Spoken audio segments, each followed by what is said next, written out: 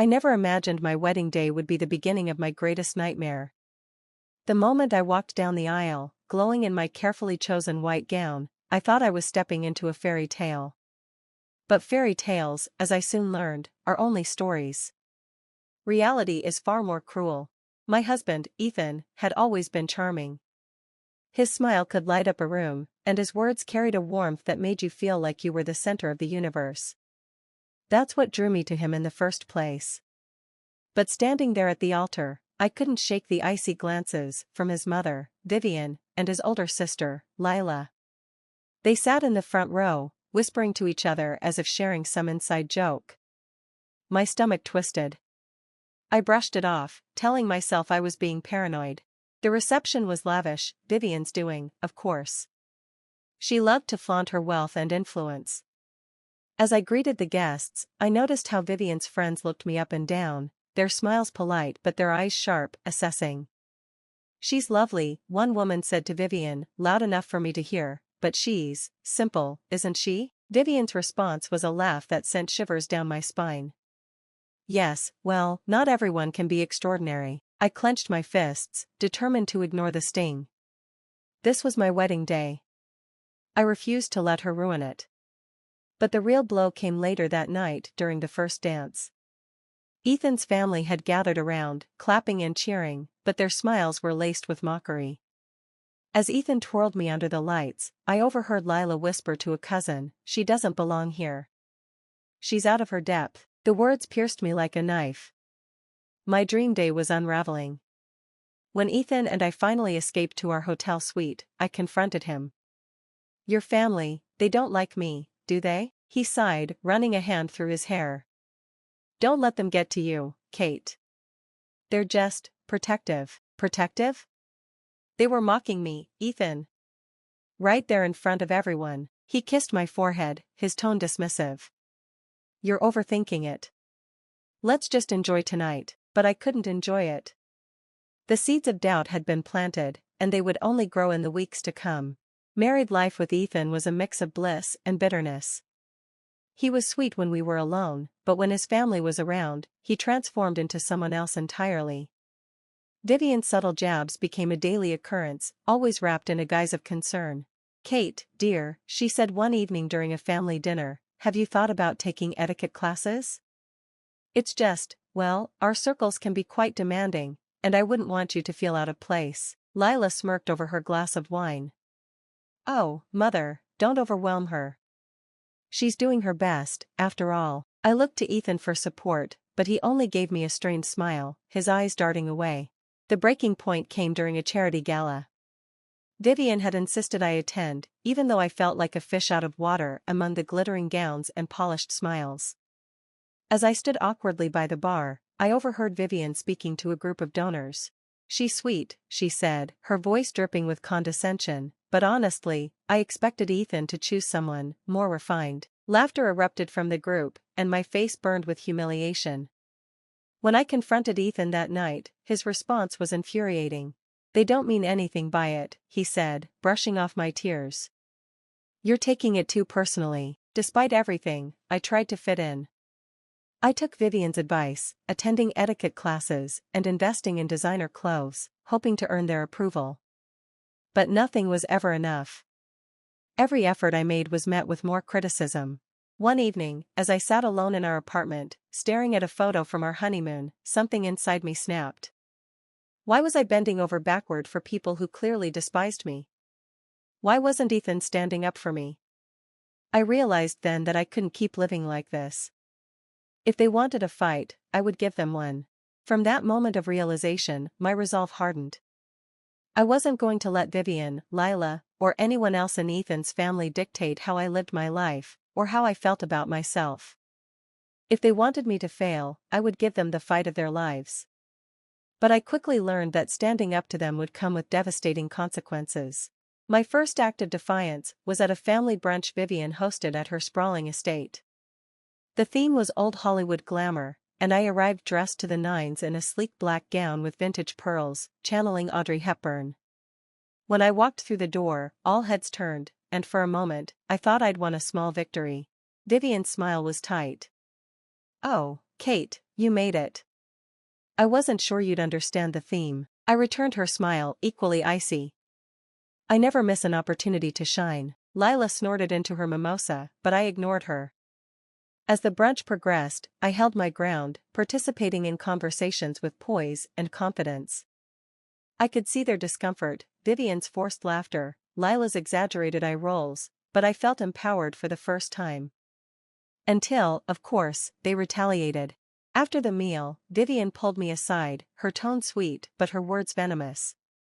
I know you're trying, dear, but perhaps it's best to let the more seasoned women handle the social dynamics. You wouldn't want to embarrass yourself, or Ethan. Her words stung, but I didn't let her see it. Thank you for the advice, Vivian, I said, my voice steady. But I think I'll manage just fine. The conflict with Vivian and Lila wasn't just between us, it seeped into my marriage. Ethan hated confrontation, and instead of supporting me, he retreated into silence. One night, after another heated dinner with his family, I confronted him. Why won't you say anything to them? I demanded, pacing our living room. They humiliate me, Ethan. In front of you, in front of everyone, and you just sit there, he sighed, rubbing his temples. What do you want me to do, Kate? They're my family, and what am I? I shot back, my voice cracking. Am I not your family too? His silence was deafening. It became clear that I was on my own. Things escalated at Ethan's company gala, an event I had been dreading but couldn't avoid. Vivian and Lila were, of course, in attendance, along with the elite of the business world. I had meticulously prepared, wearing an elegant emerald gown and practicing conversation starters to hold my own. For most of the evening, I managed to avoid them. But as I stood by the buffet, chatting with one of Ethan's colleagues, I heard a familiar voice. She's charming, isn't she? Vivian's tone was syrupy sweet, but her words were daggers. It's just a shame she doesn't quite understand our world. Poor thing, she's trying so hard, Lila chimed in, her laughter sharp. It's like watching a child play dress-up.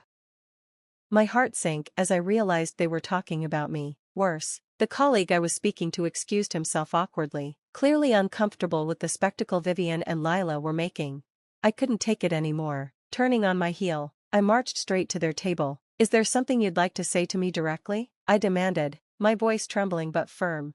The room fell silent. Vivian looked up at me with feigned surprise. Kate, dear, what are you talking about? You know exactly what I'm talking about, I said, my hands clenched. You've been undermining me since the day I married Ethan. I'm done pretending it doesn't bother me. Lila smirked. Oh, sweetie, don't take things so personally. It's all in good fun. Fun? I echoed, my voice rising. Tearing someone down for your own amusement is fun to you? Before they could respond, I turned to Ethan, who had been standing frozen by the bar. And you, I said, my voice breaking, are you really going to just stand there and let this happen? He looked at me helplessly, his silence cutting deeper than any insult Vivian or Lila could throw. Humiliated and furious, I left the gala, ignoring Ethan's weak protests as I stormed out. The weeks that followed were a blur of arguments and cold shoulders. Ethan tried to apologize, but his words felt hollow. The rift between us widened with each passing day.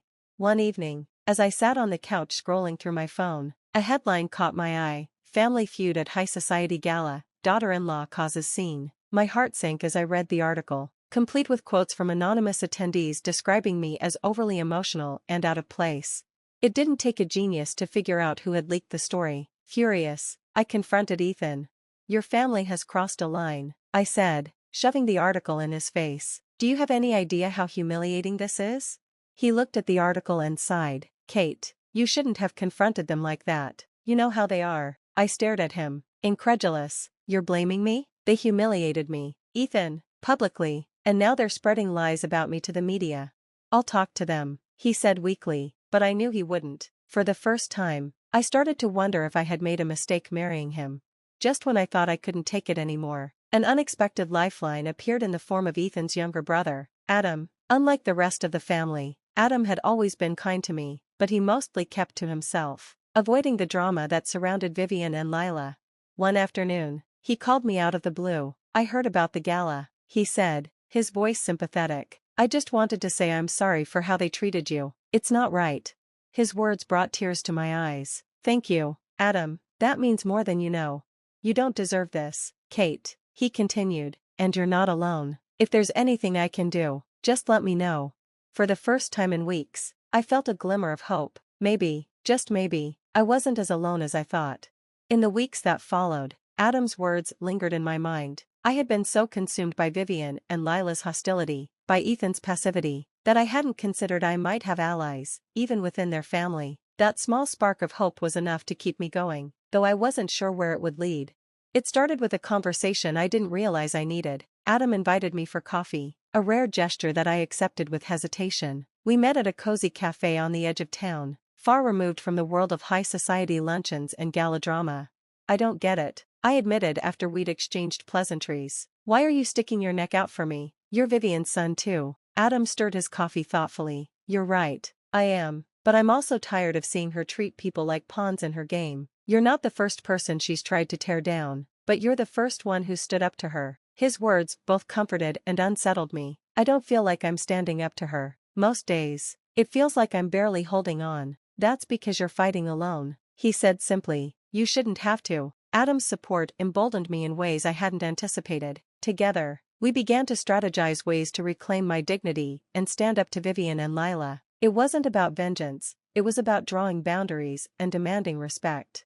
You can't play their game, Adam advised during one of our many conversations. They'll always have the upper hand, but you can change the rules.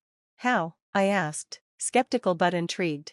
By showing them they can't control you. Start by building your own network, your own reputation. Show them, and Ethan, that you don't need their approval. It was a daunting idea, but the more I thought about it, the more it made sense. I had been so focused on fitting into their world that I had lost sight of my own strengths. It was time to change that. The first step was reconnecting with who I was before I met Ethan. I dusted off my old portfolio and began freelancing as a graphic designer, a career I had put on hold after our wedding. Slowly but surely, I rebuilt my confidence, landing a few small but meaningful clients. Vivian and Lila, of course, caught wind of my efforts and wasted no time belittling them. Oh, how quaint, Lila remarked at a dinner party. A little hobby to keep you busy. I smiled sweetly, refusing to take the bait. Actually, it's a full-time career, and it's going quite well. Thank you. Their barbs didn't sting as much anymore. I was learning to see them for what they were, insecure, manipulative women who thrived on making others feel small. But the real turning point came during yet another family gathering, a charity event Vivian was hosting at her estate. Adam had encouraged me to attend, not to prove anything to them but to myself. The evening started predictably enough, with Vivian and Lila playing their usual games of thinly veiled insults and backhanded compliments. But things escalated when Vivian, in a theatrical show of generosity, announced a sizable donation to the charity on behalf of the entire family. She then turned to me with a saccharine smile. Kate, dear, would you like to say a few words on behalf of Ethan and yourself? It was a trap, and I knew it. If I declined, I'd look ungrateful. If I accepted, I'd be stepping into her spotlight. But this time, I was ready. I took the microphone, my heart pounding but my voice steady. Thank you, Vivian, for your generous donation. I began. It's truly inspiring to see such support for a cause so close to my heart. I paused, meeting her gaze. In fact, Ethan and I have also made a contribution, one that reflects our personal values and priorities. Because at the end of the day, what truly matters is not just the size of the donation, but the sincerity behind it. The room erupted in polite applause, but the look on Vivian's face was priceless. For the first time, I had outmaneuvered her on her own turf. After the event, Ethan pulled me aside, his expression unreadable. Where did that come from? He asked, not unkindly. What do you mean? I replied, feigning innocence. You were so composed.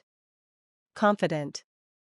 It's not like you. I bristled at his words, but chose to see the silver lining. Maybe it's who I've always been, Ethan. You just haven't noticed. To my surprise, he didn't argue. Instead, he seemed thoughtful, almost introspective. It was the first time in months I felt like he was truly seeing me. In the days following the event, I continued to focus on my work and personal growth, refusing to let Vivian and Lila's antics consume me. Adam remained a steadfast ally, offering encouragement and advice when I needed it most. But the real breakthrough came when Ethan finally confronted his mother. "I'd been thinking about what you said at the event," he told me one evening. "And you're right. I've let them control us too much. That stops now." Hearing those words felt like a weight lifting off my shoulders. For the first time, it felt like we were on the same team. Vivian and Lila didn't change overnight, of course. But they began to sense that their grip on Ethan, and me, was loosening. I stopped engaging with their drama, and Ethan started standing up for me in small but meaningful ways. It wasn't a perfect resolution, but it was progress. And for the first time in a long time, I felt hopeful about the future. Vivian's control didn't dissipate easily. True to form, she staged one last attempt to reassert her dominance. She orchestrated a lavish gala under the guise of celebrating Ethan's business success, but used it as an opportunity to showcase her influence over her family. As the night unfolded, it became clear that I was the centerpiece of her unspoken narrative. She made subtle jabs about my career, my background, and even our marriage. Lila, ever her mother's loyal soldier, followed suit. But this time, I didn't crumble. "I have to hand it to you, Vivian," I said, my voice calm but firm. "You know how to command attention. But I think it's time we all stop pretending that your way is the only way." The room fell silent, the weight of my words settling over the crowd. Vivian's eyes narrowed, her composure slipping for just a moment before she recovered with a brittle smile. "I only want what's best for my son," she replied, her tone icy. "And so do I said. "But what's best for him, and for us, is to build a life on our terms, not yours." To my surprise and relief, Ethan stepped forward, his hand gently resting on my shoulder. "Kate's right," he said, his voice steady. "It's time I stop letting you dictate how we live our lives. I love you, Mom, but we're building something together, and we need space to do that." Vivian looked as though she'd been struck. For years, she had wielded her authority without question, and now her son, the one she'd always counted on, was drawing a line. The power dynamic shifted in that moment, and everyone in the room felt it. Life didn't transform overnight, but the changes were palpable. Vivian and Lila, while still formidable, no longer had the same hold over us. They tested boundaries occasionally, but Ethan and I held firm, presenting a united front. My career flourished as I took on bigger projects and found a supportive community of peers and mentors. Ethan, inspired by my independence, started exploring ways to step out of his mother's shadow in his own professional life. Our relationship grew stronger too. We learned to communicate better, to lean on each other rather than pulling away when things got tough. The challenges we had faced together became the foundation for something deeper and more resilient. Adam remained a trusted confidant, offering wisdom and humor when we needed it most. He even helped bridge the gap between us and Vivian, softening her sharp edges over time. "She'll never admit it," Adam told me one day, "but she respects you. You stood up to her in a way no one else ever has." It wasn't the kind of victory I had once imagined, there were no dramatic apologies or sudden transformations. But I had learned that true strength didn't come from forcing others to change. It came from staying true to myself, no matter the opposition. One afternoon, as I worked on a new design project in the home office Ethan and I had renovated together, I paused to take it all in. The sunlight streaming through the windows, the hum of Ethan's laughter from the next room as he played with our dog, the quiet peace of knowing I was exactly where I was meant to be. The journey had been messy, painful, and at times overwhelming. But it had also been worth it. I had found my voice, my purpose, and a love that was stronger for the trials it had endured. I wasn't just surviving anymore, I was thriving.